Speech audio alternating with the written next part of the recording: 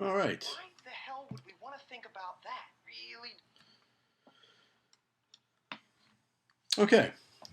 So, the history of comics, a brief history of comics. I tried to make this brief, and it ended up being longer than I thought it was going to be.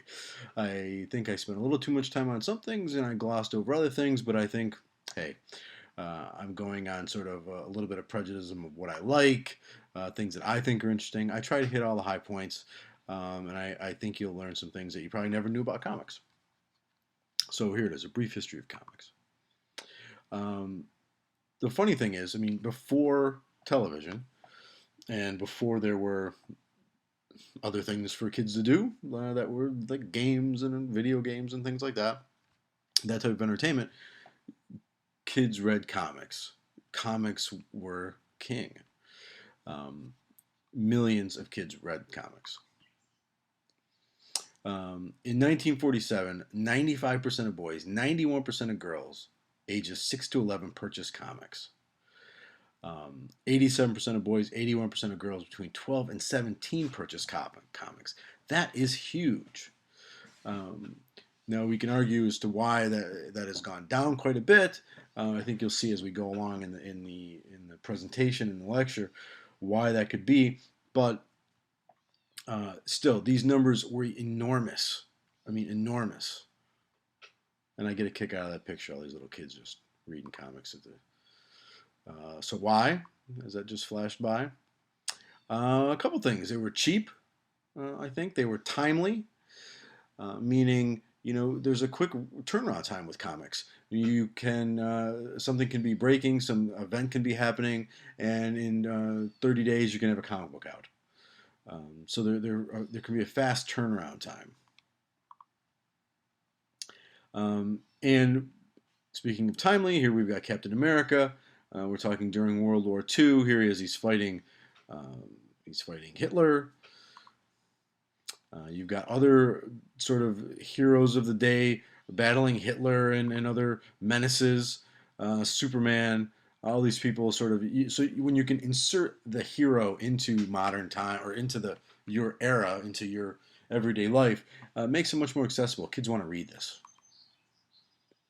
Um, this era, where millions of kids are reading comics, is referred to as the golden age of comics, 1938 to 1955. Obviously, there's probably some wiggle room in there, but this is where most people put the golden age at. Of course, the superstar hero of the golden age, the book that launches the golden age, is Action Comics #1, which is, of course, our first appearance here of Superman, created by Schuster and Siegel. And we'll talk about that a little bit later.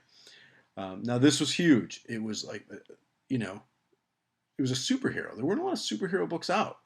There was some sci-fi stuff and some things like that, but this was like this guy wore tights. He had a cape on. He flew around. He could pick up a car and smash it around. The funny thing was, when Action Comics came out, it was from these two kids, and they said, "Oh, let's have them draw some stuff. Superheroes looks like they're picking up in some of these other books, other companies. So let's have them just do this. We'll have them shoot it out real quick." So Superman was actually a strip that they had farmed out to a lot of newspapers for a long time and got turned down. So it went out, and they said, "Okay, there was that." And Action Comics #2, 3, 4. There's no Superman. 5. Then they're starting to look. Hey, what happened to the numbers back there in #1? They were crazy. Like, we sold millions of copies. Um, and they said, "Oh my goodness, it must be Superman." So let's get him back. #7, Superman's back. And if you see the tagline at the bottom, Superman appearing in this issue and in every issue. So they're saying, make sure you look for #8 because he's going to be in there from now on. And boy, I just love these numbers. 64 pages, 10 cents. If you're a comic collector or a comic reader now, you know that comic books are 22 pages and with ads, and they cost anywhere between $2.99, $3.99, and then of course up for your more prestige. A 64-page regular book would probably cost $7.99, maybe more. So he was back and just everywhere. Of course, he needed to have his own title at this point. This is one of the first times a superhero takes front center on his own book. There's nothing else there. It's just Superman flying around. And again, this was huge. This was these things sold in the millions. And of course, he was everywhere at that point. I mean, you had the dailies. Not only did Schuster and Siegel do the comic, they did dailies, black and white dailies in the newspaper. Of course, as time goes on, he's a cartoon. This is an old cartoon from the 40s, and you can actually find these like in Walmart for next to nothing for like every episode. My son used to love them. They're really fun. You've got modern comics or modern cartoons. You of course got the movie. I mean, when this hit, comics started to sort of come alive again. Christopher Reeves, and now of course we've got Man of Steel coming out just in a couple weeks. Unless you're watching this in the future, and then it has already come out. And it's funny, you can see the subtle change, not subtle, in here it's a little hard, but very light blue, very dark blue. It's really an interesting sort of change in the costume. But this has gone, Superman is one of there's a few characters that have gone from creation, like in the 40s, up to now, and are as popular as ever. And one of them, of course, is Superman. And we'll look at some of the other two in a second. These are the creators, Jerry Siegel and Joe Shuster. They created Superman. I almost said Spider-Man. And they were just kids. And, back then, they didn't make a lot of money. Comics weren't, now, some creators can garner millions of dollars because they own the rights to their characters. These guys didn't. They were happy to be doing work. They were happy to be telling their stories and happy to be getting out there. And for that, it's on the top line of that check from Detective Comics, DC Comics. They were paid $130 for the exclusive rights to Superman. And I don't even mean 130 each. I mean, they had to split that. Now, of course, a lot of people say, "My God, it went on to millions and millions of dollars, and they took advantage of these kids." And at this point, no, I don't. They're not taking advantage of the kids. I don't think. I mean, they're paying them the going rate of this thing that they think never go anywhere, and if it does, we'll be selling these for a year or two, and then we'll move on to the next maybe Guy in Tights or romance comic. So at this point, no, I don't really think they're taking advantage of the boys. Of course. Later on, it turns around, they do. They don't get any sort of rights or any kind of money towards any of the properties, any of the comics, till much later, where they finally won a lawsuit. We're not going to get into the lawsuit for this, but if you're interested, take a look at it. It's really some fascinating reading. But when you can see like a piece of history like this, the check written to the creatives of Superman for $130, and there's the other side of them signing it. Is just incredible. It's just I'd actually never seen this picture, and when I was working on this lecture, I saw it, and I was like, I need to put it in there. Of course, they said, hey, let's keep going with this. Let's make some more superheroes. Superheroes are doing great. So they said, let's try something else. Let's get another hero in here, and Batman was born in Detective Comics. And again, they would try, a superhero out sometimes in not have a title of its own, just to see if it stuck. And if it did, he'd get his own title. So in 1939, here comes Batman. Obviously, much different Superman. Darker, brooding. Here's Superman. He comes from another planet. He's got an alter ego who's a reporter.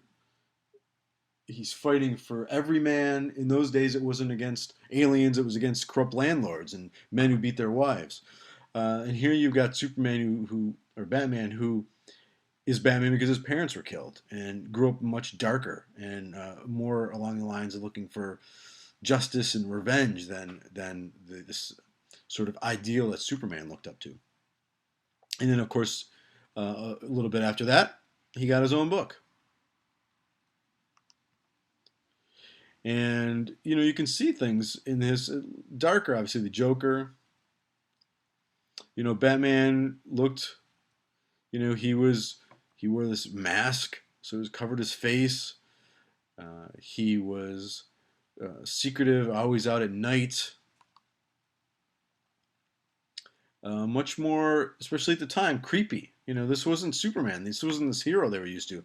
But it really struck a chord because it was, this guy again who, true, he was rich, but he built himself up into being the best he could be. I love this picture of the Joker. Super creepy. I mean, the one character that I think they drew creepier then than they ever do now. Maybe the newest books out, Greg Capullo draws him pretty creepy, but this is a pretty creepy representation of the Joker. And a nice little shot of the old Batmobile. And you might notice up there the creator. Actually, we'll get to the creator in a minute. And then, of course, as Batman went on to now, we have this was a seminal moment in Batman history and in comic book history, which was The Dark Knight Returns. And we're going to talk about this as we go through the modern age. But it was a definite change in how Batman was shown in the 40s and then revitalized in the 90s. And again, we'll look at that when we get a little closer to the modern age. And of course, just like Superman, there's been comics, movies. This was the first movie, the Tim Burton movie. And of course, one of the newer movies with Christian Bale. Now, Batman was created by Bob Kane, and he wrote and drew, and Bob Finger wrote as well. Some would say Bob Finger wrote most, but the difference between Kane and Siegel and Schuster was that Kane had a business sense to him. I believe I remember reading his father was a lawyer, and he made sure that he said he owned that character, and he would get the byline for that character. So whenever you see, if we look back here, back farther than I thought. If we go back here, you can see his name there, Bob Kane, up the top on these splash pages. There's just the one splash page, but here's like a cover. I don't know if it says it on the cover, but it would say it inside for sure. Bob Kane on the bottom of that cover. So he retained the rights to these characters. And he, of course, made a lot of money.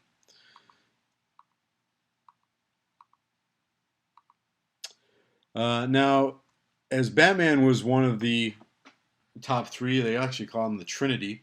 They actually had a few miniseries called Trinity of superheroes that made it from the Golden Age.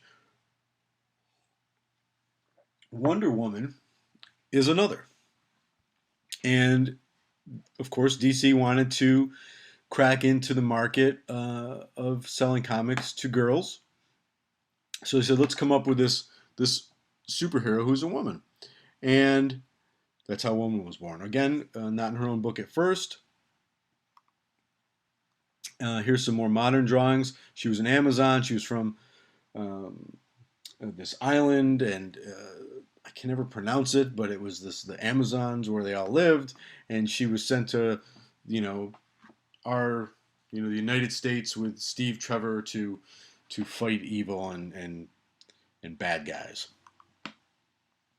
The odd thing is, in the comics in the time, the person who created them, not really many people knew or maybe noticed this, but her weakness back then was that if you tied her bracelets together, she lost all her powers. So a lot of the comics have to do with sort of bondage and fetishism, which kind of were missed in the era, I think. But when we look at them today, it's very blatant. Some more modern pictures of Wonder Woman. There's Terry Dodson, just beautiful artist.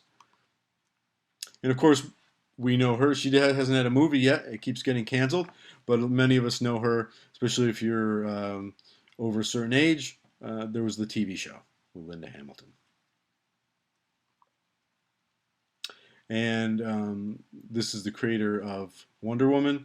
and I'm blanking on his name. He was a psychiatrist. He actually is one of the inventors of the inventor of the lie detector. And I am going to come back and give you his name. This is just like a real lecture. I should know that. Well, this is a real lecture. But a recording, I should have that at my fingertips. And I don't right now, and I apologize. So those are the war years. We're fighting Hitler. We're doing things. We're selling millions and millions of books to kids and to servicemen because they started shipping these books to servicemen, and because they wanted to see this happening. They wanted to read these comics of Hitler getting beat up by Superman and whatnot. After the war, superheroes continued to be popular in their titles. You had some Green Lantern books. That is actually Plastic Man. He started in Police Comics. And something really interesting started happening, though, after the war. Superheroes, they started to lose their edge. Maybe it was because people were sick of edge. I mean, they just went through a horrible ordeal for World War II, and I think they were a little bit done with it. So the superheroes started to get a little softer. Batman wasn't so dark. He smiled. Superman didn't fight against landlords and stuff. He fought for aliens and for everybody, and it just got a little bit lighter. He worked more for the government and was just a nice guy, even nicer if that's possible. But Batman was a smiley, happy person. Another funny thing is why Golden Age comics are so valuable, thousands and thousands, 10,000s, hundreds of thousands of dollars, are because during World War II, a lot of times what the superheroes would do, through their writers obviously, they would make sure they told the kids who read the books,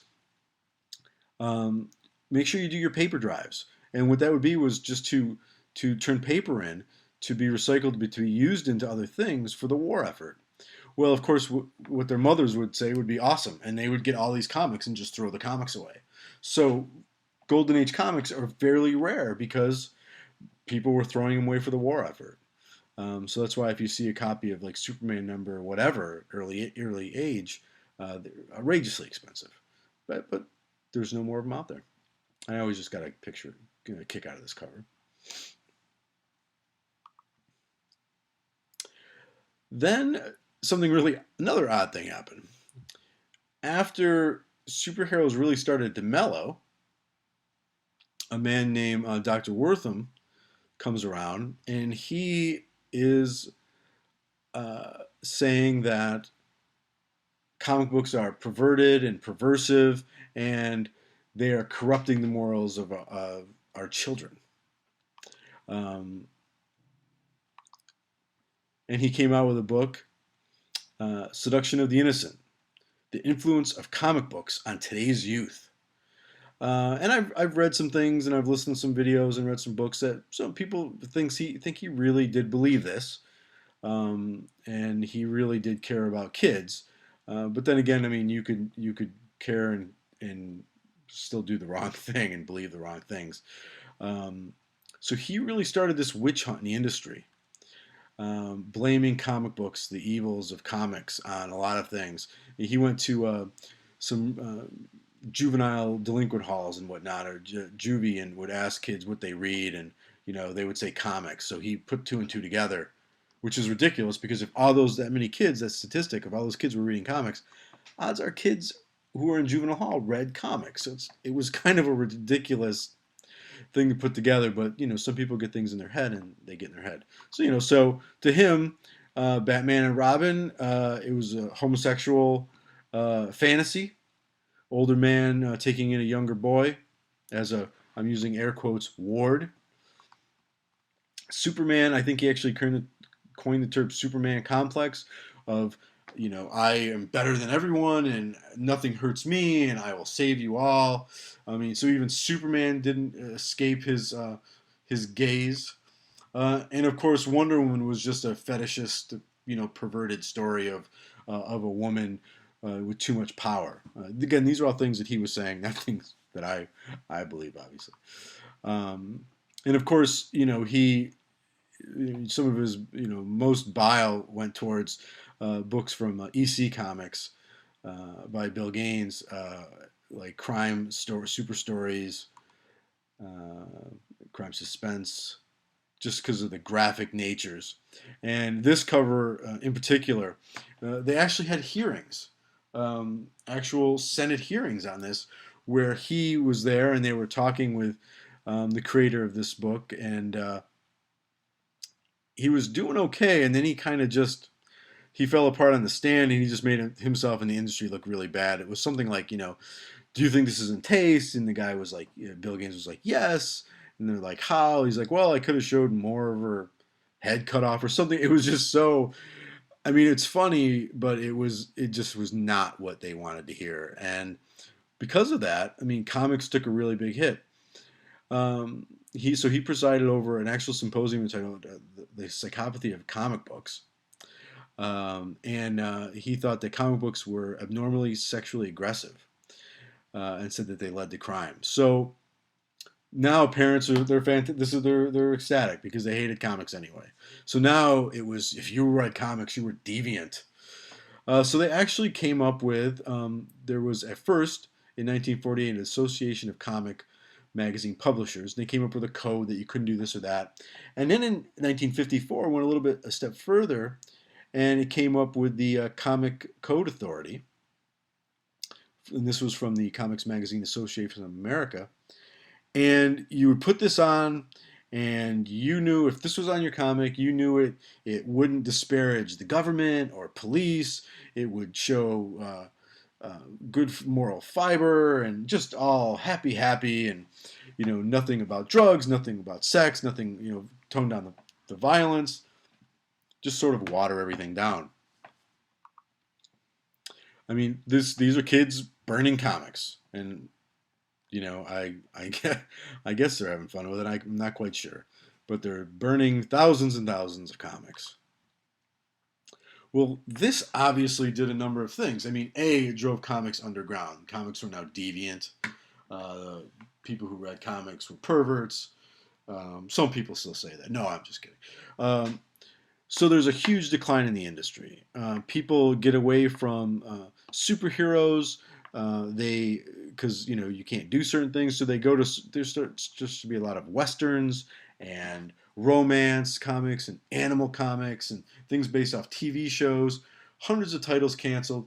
Hundreds of companies out of business, gone. Then things start happening. Time goes on, and we start hitting the Silver Age. 1956 to 1970, the rebirth of the superhero. So we have all this era of sort of non-superhero comics. I mean, they're doing westerns, they're doing remakes, they're doing Archie comics. It's not a lot of superheroes, and there's not a lot of business still working. I mean, DC's still there, Timely Comics is there, which will become Marvel, but they're not doing what we think of as comics today. Then the 70s hit, or the Silver Age hits. DC Comics #4 is considered one of the first Silver Age comics. They start to explore superheroes again, give them a more sci-fi twist. Barry Allen, the Flash. Then we get this complete change, and I don't think I'm overstating it. This is where the industry just changes. There's a couple big shifts. There's one we'll cover in the modern age, but the Silver Age, especially this mid-Silver Age period, is when it all happens. Now, and this guy is responsible for a lot of it. You might not know who that is. You might, but you might not. Maybe this will help. Does that help at all? You might be getting a little closer, especially if you read that name real quick. You probably know him more now in this picture, and it's Stan Lee. Now, Stan Lee, I believe it was Stanley Lieberman or Lieber. He worked for Timely Comics, and he was sick of kind of doing as he put in an interview, the dreck he had to do. And then one time, DC Comics starting to come out with some heroes again, and his publisher said, "Why don't you write me a superhero team?" because DC was having some luck with a team book. They were sort of resurrecting some old characters, and they had done the Justice League. So he said, make me a team book. And Stan Lee, along with Jack Kirby, one of the greatest comic book artists ever to be born, came up with the Fantastic Four. But here's where, when I say there was a change, this is the change. This was like a family, okay? Reed and Sue, they were engaged or whatnot. Now they're married, and they've been married a while. You know, here they're on a dinner table. They're reading papers and whatnot. There's coffee. Um, but there was other things. There was the fact that the Thing, he hated being the Thing. He hated being a quote unquote superhero. And back then, I mean, back then you were a superhero. You felt, you know, they wrote them like they were gods. I mean, they could do anything. They were happy. Everything was great. Ben Grimm hated what happened to him. I mean, yeah, he's a hero, but he's a big guy made out of rock. He's not very happy. And that was just, people couldn't believe it. I mean, now we think, oh, like the flawed superhero, the flawed character, whatnot. But no, this was different then. This is my favorite picture of Jack Kirby. He brought sort of a dynamism to art. You couldn't, whenever you hear people talk about him, that the pages couldn't contain his art. He used foreshadowing, people's hands coming out at you, and it was just, they were just incredible drawings. And you're seeing a lot of his art.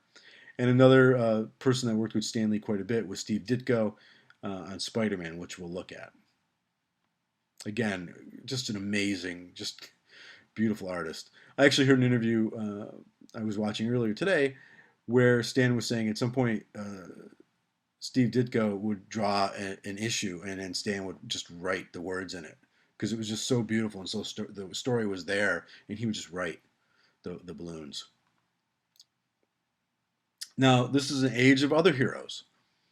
You've got the Hulk coming out. Again, Stan Lee.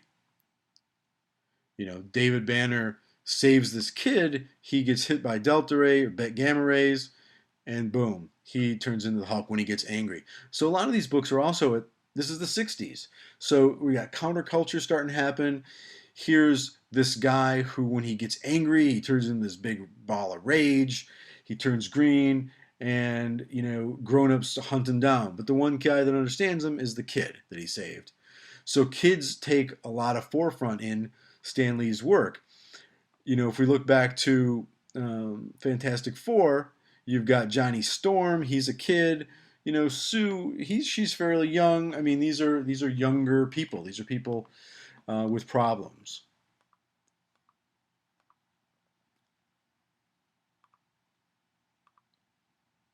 And then, of course, everything changes again, and changes huge in how you write a character. With Spider-Man, we don't see many things you usually see when you associate with a hero. You've got someone who is, he's a kid. Of course, it starts in Amazing Fantasy. Before I get to the kid thing, they said, "Oh, Stan, come up with another character." And he had this idea, and he wanted to do, and it was for a kid, superhero who was a teenager. And they said, no, they're sidekicks. So the publisher didn't trust it and didn't think it would work. So this was Amazing Fantasy. This was the last issue of Amazing Fantasy. They said, just stick it in there. So they did. And of course, it sold like gangbusters because, you know, Stan knew what his market was. They were getting a little bit older. They were teenagers. It killed, and of course he got his own title. And now Peter Parker he's not even just he's not even like the football player, the star athlete. He's this scrawny kid.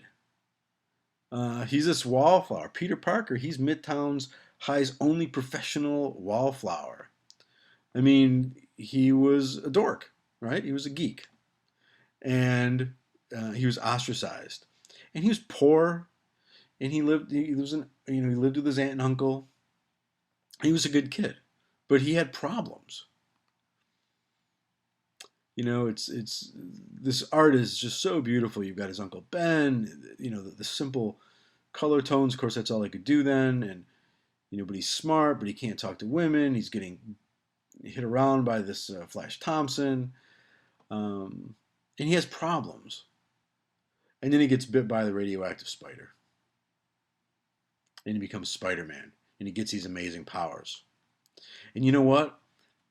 It doesn't get any better for him. It gets worse. They don't make everything better because he doesn't decide he's going to be a superhero, because probably most people wouldn't decide, oh, I got these powers, I'm going to fight crime. He decides he's going to be famous. He doesn't stop this guy, you've probably seen it in the movies. I recommend getting the Masterworks or something to look at some of these reprints. He doesn't stop this guy, and gets to an elevator. The guy kills his Uncle Ben, and he's responsible. And he says it's all his fault. And of course, that leads to the line, with great power comes great responsibility. So Spider-Man knows, he and then dedicates his life to fighting crime and doing good, not out of a sense of vengeance, but out of a sense of needing to do right and needing to respect the power he has. So you've got this kid, and he's a superhero, and that just didn't happen. And then you have even more things going on with Stan Lee.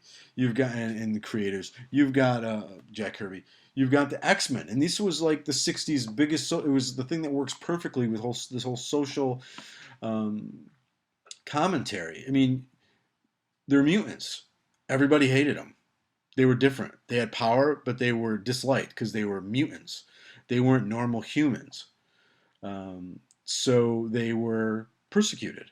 So if you were, gay, you could identify with them. If you were black, you could identify with them. If you were a woman, you could identify with them. Anybody that felt put down and was put down at that time could identify with them. Now we're going to move into the modern age, 99 to present. So heroes started to get a little bit darker. I think like anything, the books start not really working for the time they're in, and and Silver Age books started to do that. So then things change a little bit. You get writers like Frank Miller, and you might know him from the Sin City movies, and he did the Sin City comic. So now you got Daredevil, a decently selling DC hero. Miller changes him. He's not just this sort of campy do-gooder. It's more of a detective book, and it's dark, as you can probably tell. And other things start happening where, and you might have heard of this, Robin is killed. Not the original Robin, but one of the new Robins, or the second Robin, is killed by the Joker. I mean, this kind of stuff didn't happen. The Joker was evil looking at first, and then he got very campy because of the TV show in the 60s, and now here he is, he's killing Robin with a crowbar. And Robin's is dead. So things start getting darker in comics. Quite possibly because we're aging, we're getting older. The readership. Of course, that's having a twofold effect where I think it also is alienating some younger viewers. I've got a son. We don't even go over to the regular rack of comics. We stay over to the kids' racks because he literally can't buy anything over there, or I won't let him buy anything over there. Now we talked about books like the Showcase 4 and Fantastic Four 1 and Action Comics 1, changing the industry and changing how superheroes are looked at. This, The Dark Knight Returns, is something that came out in the 90s that changed comic books. I would say just as much as Spider-Man #1 or Action Comics. It was a prestige bound, so it was a square bound book, glossy. I believe it was. I want to say it was $2.99, and or maybe $4. It blew my mind how much it was. I had to debate whether or not to get it, but it was too beautiful not to. And here, Batman is dark. This is a new telling, a future telling of Batman. It's a dark book. Batman is an old man, and he's a grouchy guy, and he's angry. And the drawing style in this Lynn Varley's colors, they're somber and they pop when they need to, and it's just a dark tale, a dark story.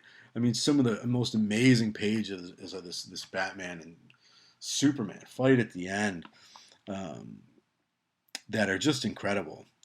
And of course, this is what probably one of my favorite pages of all comics. I just love it, and that's why I thought I'd give it center stage.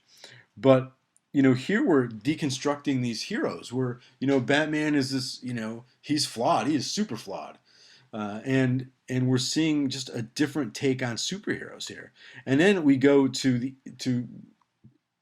the other book that you look at the two books that would have done the most to change comics in that era. One is the Watchmen, and one is the Dark Knight. And one is the Watchmen. This is something I read probably once or twice a year to this date. And if you hadn't read it and you've only seen the movie, read this. I mean, the movie was the movie; it was fine, but the book is amazing.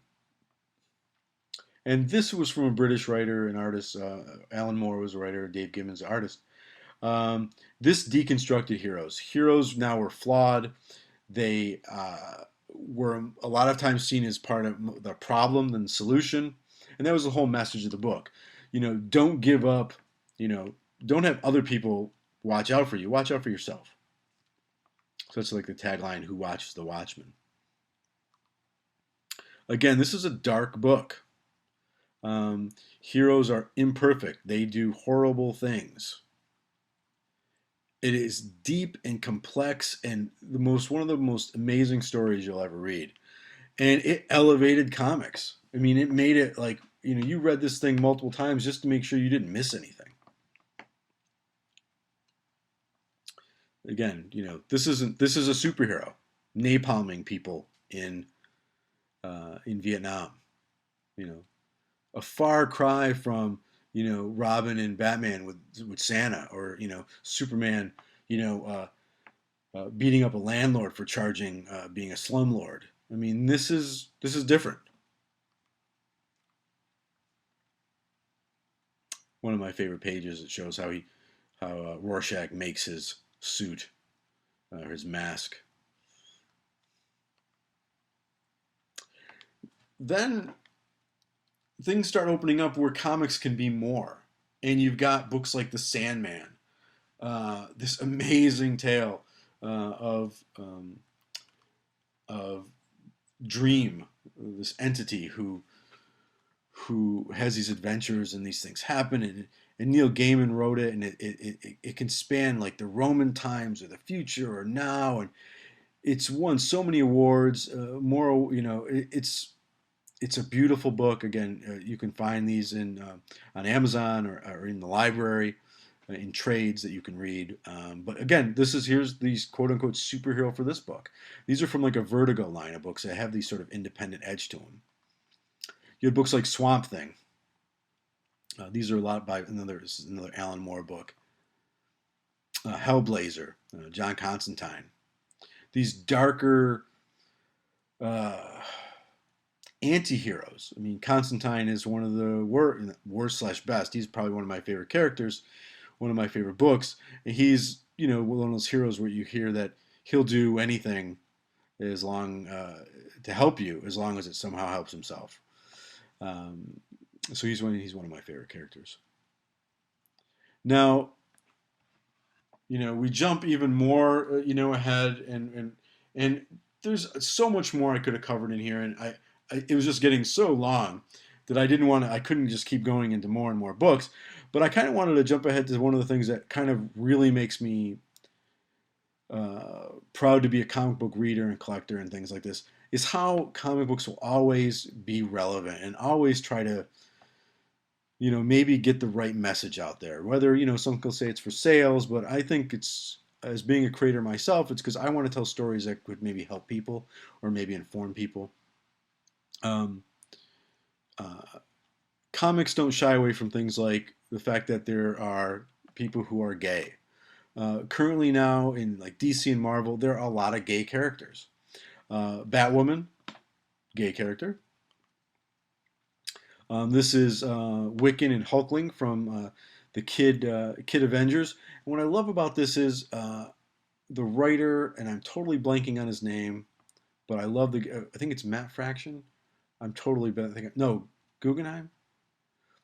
I'm embarrassed. I can't remember. I think it's Guggenheim. Yeah, but I remember hearing this great interview with him on John Suntress's show, um, where he was like, "Geez, kids in small towns. I mean, they don't know that it's okay to be gay. They don't know and now they can see this type of thing in comics."